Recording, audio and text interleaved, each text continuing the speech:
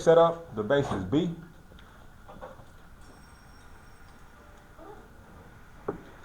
And then your variable will be in your exponential part.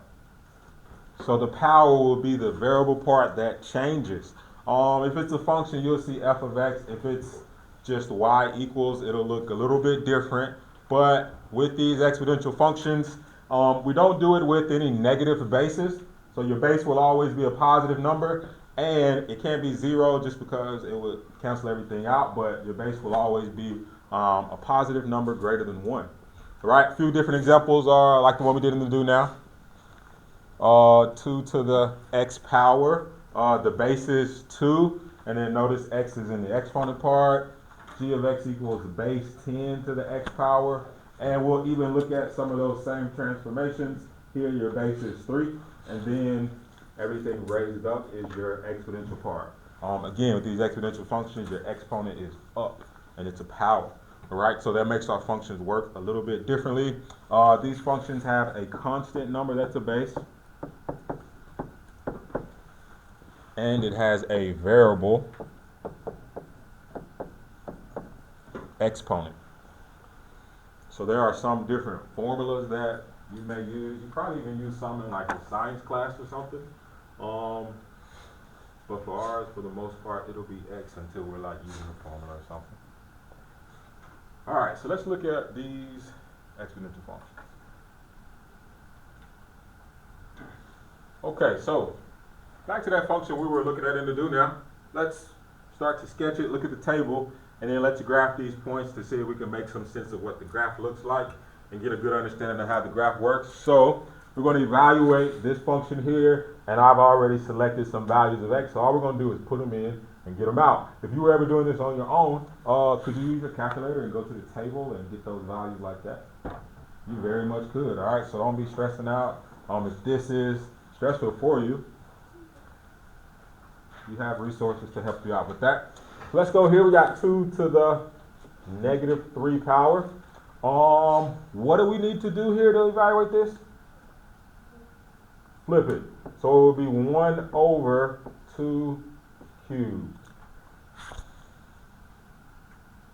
which is 1 over 8. So when x is negative 3, y is 1/8, which is very small, close to the y equals 0 line. To the next value, 2 to the negative 2 power. Since the exponent is negative, I need to flip it again, and I get 1 over 2 squared, which is 1 over 4. So when x is negative 2, y is 1 over 4.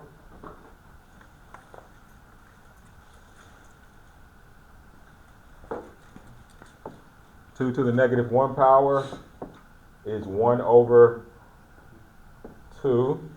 And it's 2 to the first, but 2 to the first is just 2, so this is a half. Everybody okay?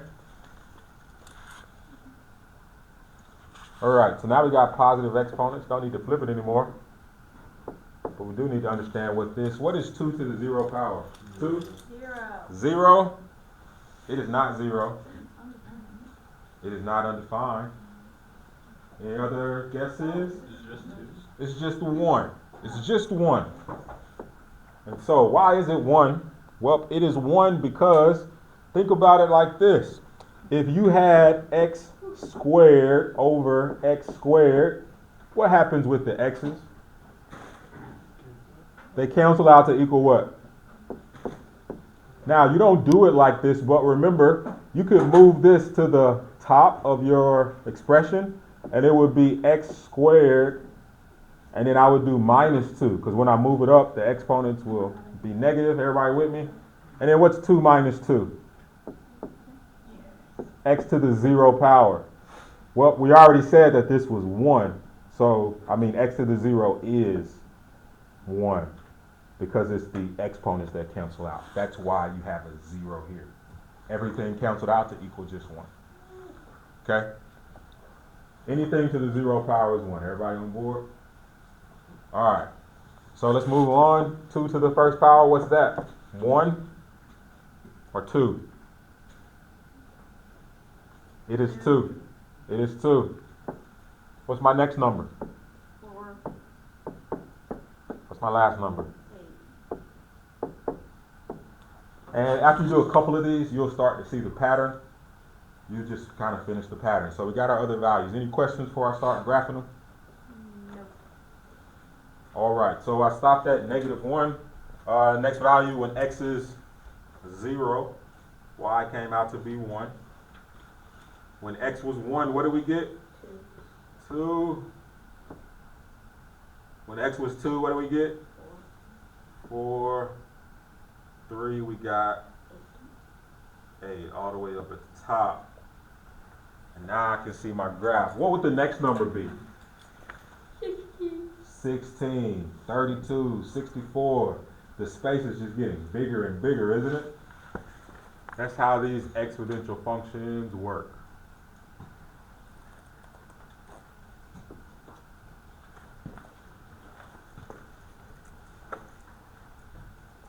I got any questions?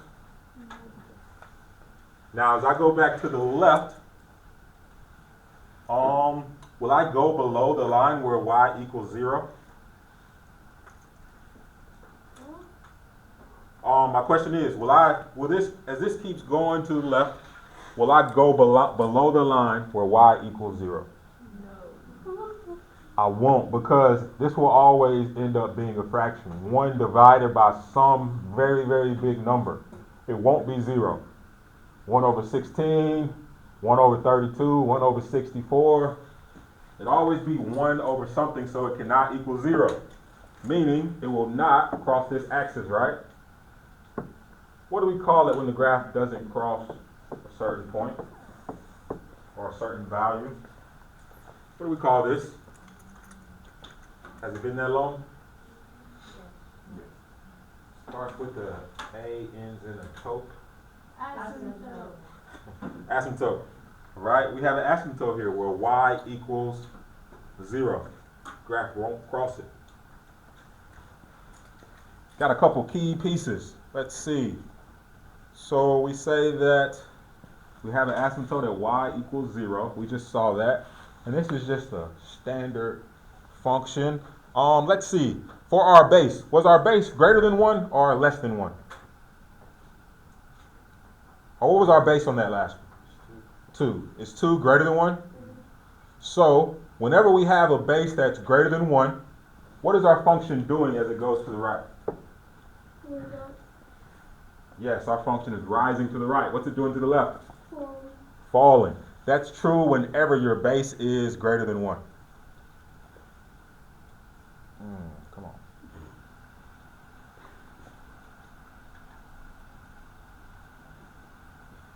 All right, so a couple things to note.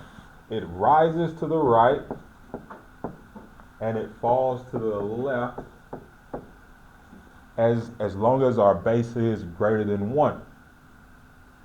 Without any transformations, we always have this asymptote at y equals 0. Does that make sense? Let's look and see what happens when we get a base that is greater than 0 but less than 1. And remember, we only deal with bases that are positive numbers, none negative. So basically, let's see what happens when the base is less than 1.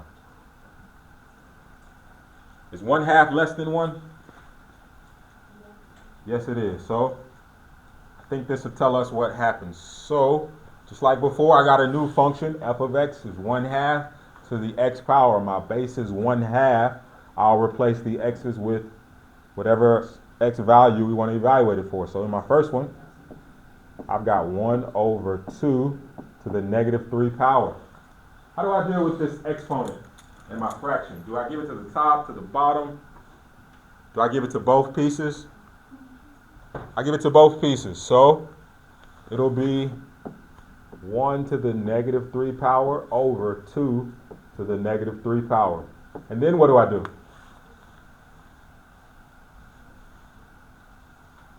I got to flip them. In order to get 2 to the negative 3 power to be a positive exponent, it's 2 to the third power. And then I need to bring the 1 down. 1 to the third power. What does this come out to equal now? 8. 2 cubed is 8 divided by 1. 8 over 1, just 8. Did everybody follow that?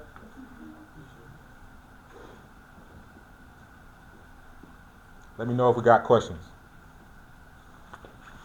Next number. 1/2 to the negative 2 power.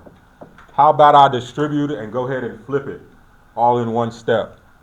What's going to be on top? 2 to the second power over 1 to the second power comes out to equal what? 4. You think you see a pattern? What's the next number? 2.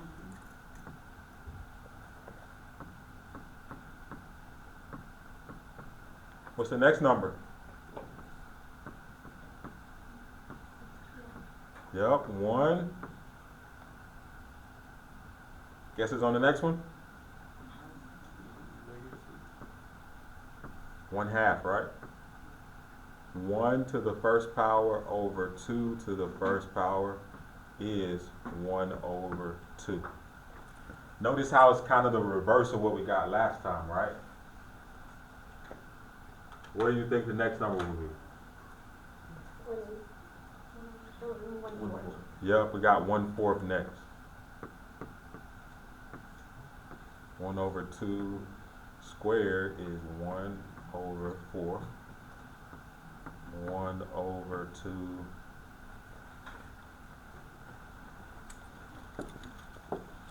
cubed is 1 over 2 cubed, which is 1 over 8. So if you look at what we did first and look at what we got now, it's flipped, isn't it? What do you think is going to happen with the graph? It's going to be flipped too, right? It's going to be rising left, falling right. So let's put these points on the graph. We got -3. We went all the way up to 8. -2, we were at 4.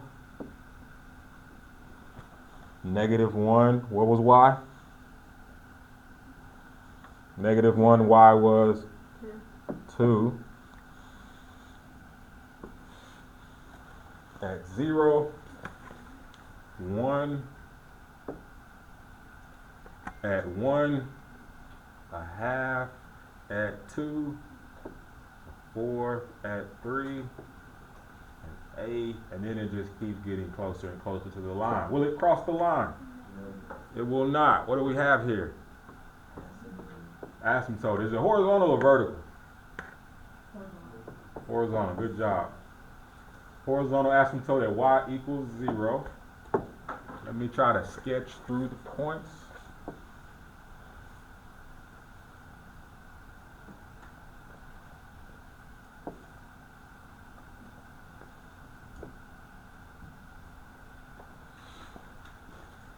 And that's my exponential function.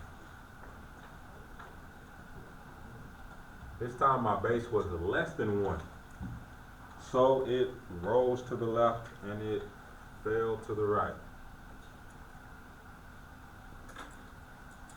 These are really your main 2 types of exponential functions. Now we can have some reflections and such. We'll look at that in a second, but these are my 2, when b is greater than 1 and when b is less than 1, and b is your base. Alright, so with the fraction, it did the opposite. Falls right and it rises to the left. And yet again, we had that same horizontal asymptote where y equaled 0. You guys got any questions? Okay, so just to be clear, we got some transformations we'll look at. They work exactly the same as the transformations we've been doing all semester. And just so we understand while I'm here, if this function went down 2, 1, 2, the horizontal asymptote would also go down 1, 2. So this does change. as you get transformations. But it's important to understand where the starting point is, because then you can just think through any other changes that we have. All right. All right. So we got this same sheet of the transformations. It works the same way. I just made it a little bit shorter because nothing changed. But everything that we did on the first set and that we did in the previous ones is true. A is a vertical stretch. I just put stretch to be shorter, but it can also compress.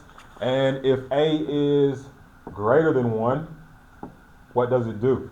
Stretch or compress? Big numbers do what? Vertically. Stretch. Has it been that long? So write it if you need to. They're the same as before. B is horizontal. Remember, this is opposite. So if B is greater than 1, it'll compress.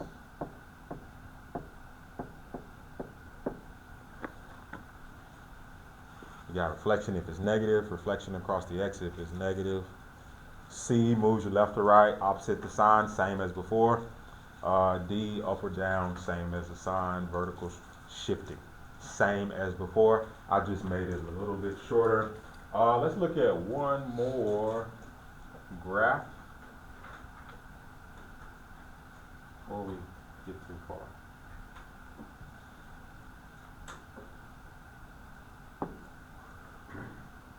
All right. So before we start graphing it, this one we got f of x equals 3 to the negative x power. What do you think this negative right here is going to do to our graph?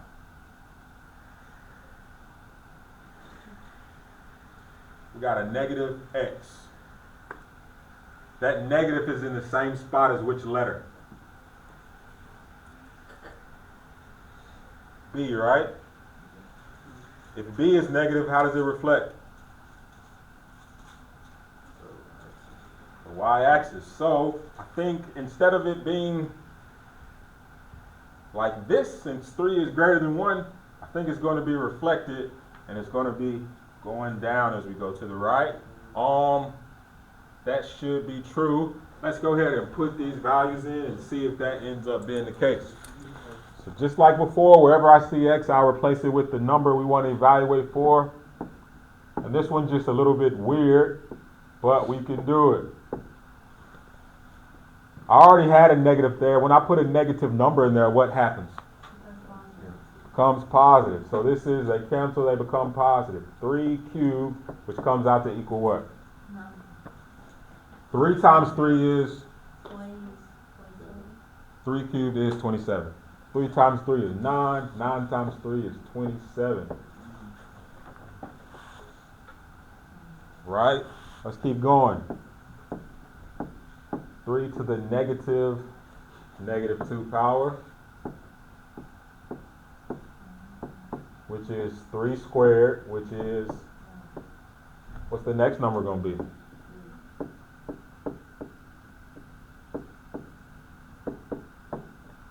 Yep. What's the next number?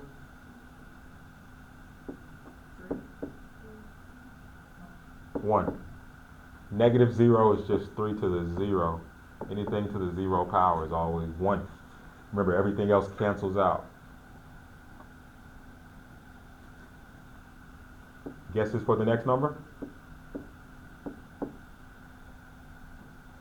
Remember what starts to happen now, the opposite, right? 1 over 3. Next number? 1 over 9, good job.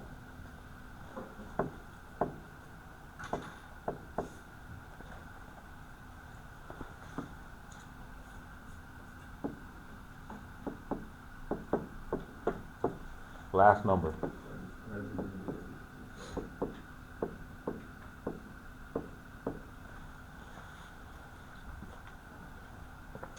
So it does look like as the x values are getting bigger, y is getting smaller and smaller, so it is falling to the left, rising to the right. You guys take a second, plot these points, and then curve through your graphs.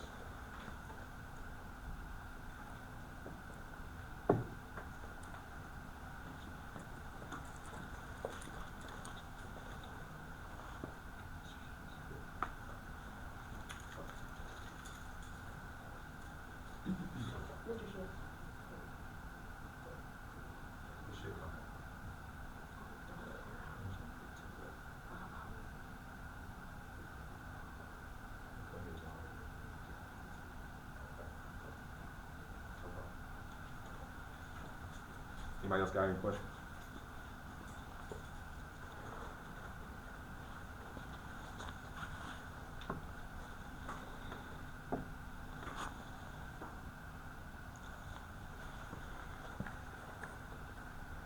Negative 327 is off of it. So I put negative 2.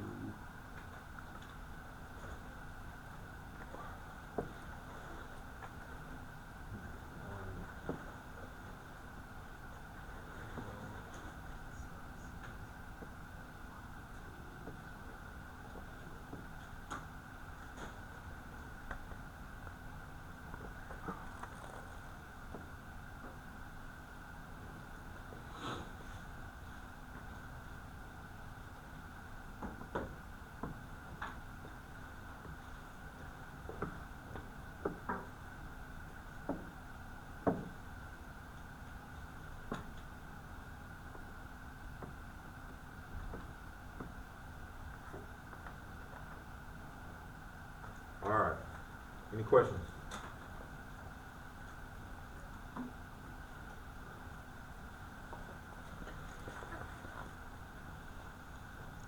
So exponential functions, because the exponent has the variable part that's changing, it changes at different rates just depending on what the value of the exponent is. All right, this is interesting if anybody maybe looks at like making investments or looking at stocks or doing any kind of thing where maybe you put your money into something and you want it to grow exponentially. That means over time it just starts to grow bigger and bigger, almost like a big snowball going down a hill. At first, maybe if it's something positive, at first it's very small, but over time it starts getting bigger and bigger. We'll look at some of that in the upcoming sections. All right, so let's look at these transformations. We'll do a couple together, and then I'll let you guys knock out a couple as well. So like I say, transformations are the same as before. If you need to write a little bit more information just to help yourself out, feel free to do so. I just abbreviated it so I could fit this all in one page and didn't have to make you go front and back and such. But it's exactly the same as what we did before. All right, what's going on? Okay, you want to talk to me? Are you calling or are you Mason? All right. It's good to always make sure we can identify the parent function, so then we'll just know anything else is a transformation. What is the base of this function? What number is the base? 3. It's at the bottom of the exponential part, so the base is 3, and then it's always just to the x power. Now, something that confuses people sometimes my question would be, what does it look like when you have an a? Because a lot of people will see this 3, and they'll say, oh, this is a vertical stretch of 3, but that's not quite how it looks. Notice the difference here. I've got a number times the base here. If I go over, same thing. A is 3, and I have a vertical stretch of 3. It would be 3 times the base. And my question is, can I multiply these two together and just say the base is 6? Can I do that? Could I say this has a base of 6? I could, it just wouldn't be true. You can't multiply these together. Remember your orders of operation. Parentheses and then exponents. So before I could multiply these together, I would need to execute the exponent part first. So after I did this, and then I did 2 to whatever power this came out to be, then I would go and multiply it by 3. So just to be clear, I can't say this is 6x plus 2. That's just not true. So look out for these. These are where your A's are, and you cannot put them together until after you deal with the exponent parts, all right? So with that said, in this one we do not have any number in front being multiplied, so there is no A. which is a vertical something. I'll put none. We don't have a vertical stretch or compression. Is there a number in front of x in the same spot where b is? So just to make sure we remember how to follow this.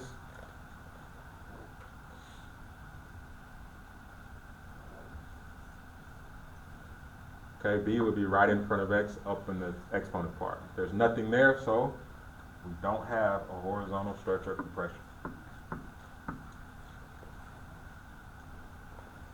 What letter is in the same spot as this one?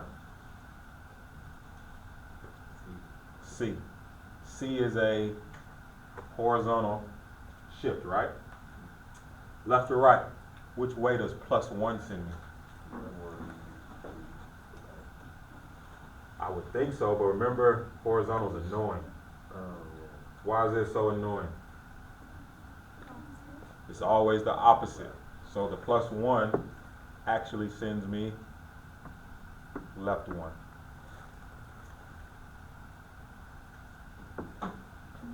+2, how's that going to shift us? 2 up. It's in the same spot as the letter D. That shifts you up 2. What you see is what you get. We don't have any reflection. It would be a number out here that's negative, or it would be a negative x. Don't have that. Yep, and I think we got them all. You guys got any questions? All right, let's do one more together, and then you guys take a second to see what we can come up with on the last one. Feel free to work ahead if you would like to. Let's see, you guys. Well, what's the base here? What's the parent function? What's the base? 1/2 is the base, and we always just raise it to the exponent. So this is the parent function. Anything else that you see is a transformation. Anybody see anything? Anything jumping out at you that you recognize? +1, yep, we got a vertical stretch. I heard +1 first. +1 at the end. It's in the same spot as the D. And remember, this moves the function up or down, same as the sign. +1 sends us up 1. The 3 out in front. It's in the same spot as A. I just want to make sure everybody can read this chart and they know how to use it. A is out in front. What does A do? A is a vertical stretch or compression. Put that if you need to. If it's greater than 1, it stretches. Is 3 greater than 1? Yes. So it doesn't stretch? Yep, a vertical stretch. I spell stretch right? I spelled it how I say it. Dang. Oh, I spelled it right. No C. Oh, the T comes first. I think I spelled it how I say it sometimes.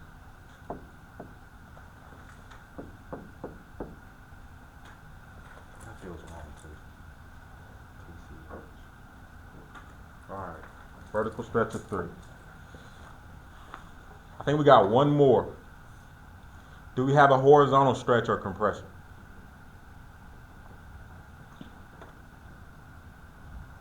Is there a number here other than 1?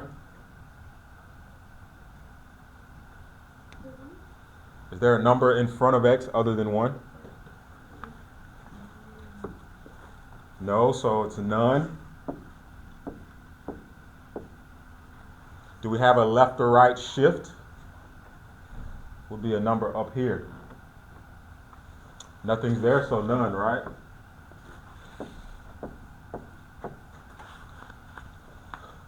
Negative. Is this A or B? B. When B is negative, how does it reflect? Good job, across the y-axis.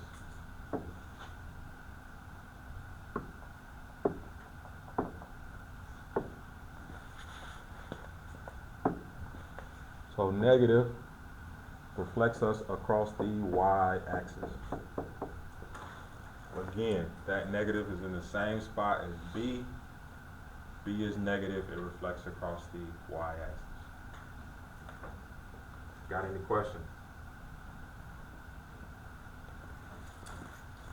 All right, you guys take a second and see what you can come up with on these last two.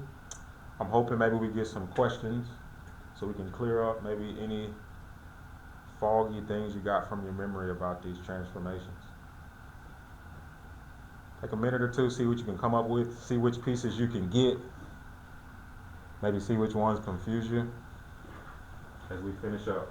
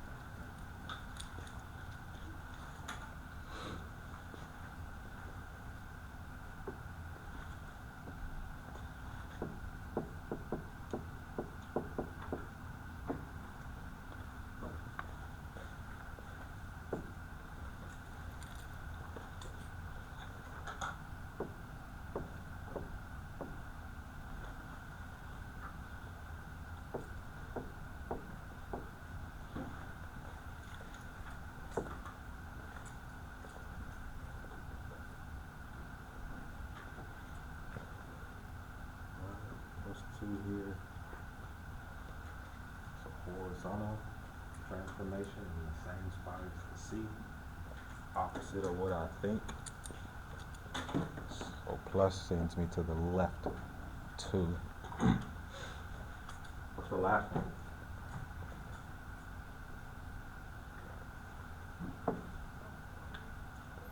Up 1, Oh, fuck. down 2. Oh, okay. Nope, I'm still on this one. I'm working a little slow.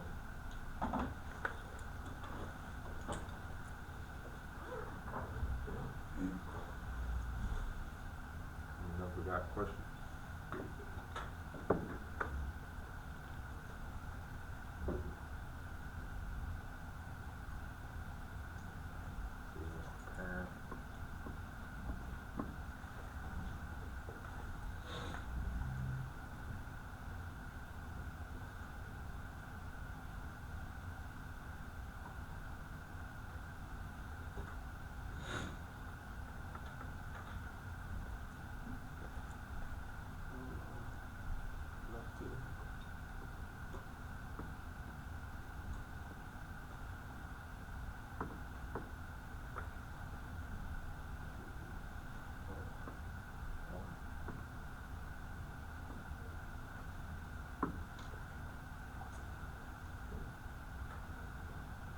What'd you say, vertical stretch or compression?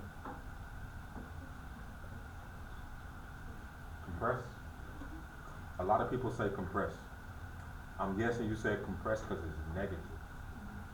But remember, the negative is a reflection. The fact that it's negative just means it's going to reflect and then stretch. But it's still going to stretch. It's just going to stretch down. So remember, it's just the absolute value of this number. 2 is bigger than 1. So it's still a vertical stretch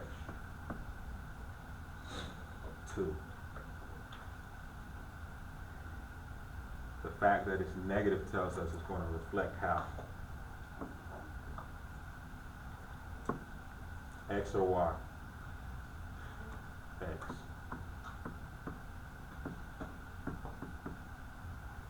So I repeat, you only care about the value. Is the value of this larger or smaller than 1? The negative tells you about the reflection.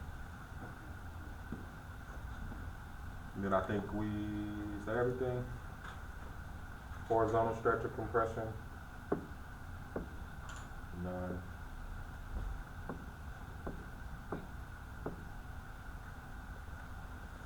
So we got a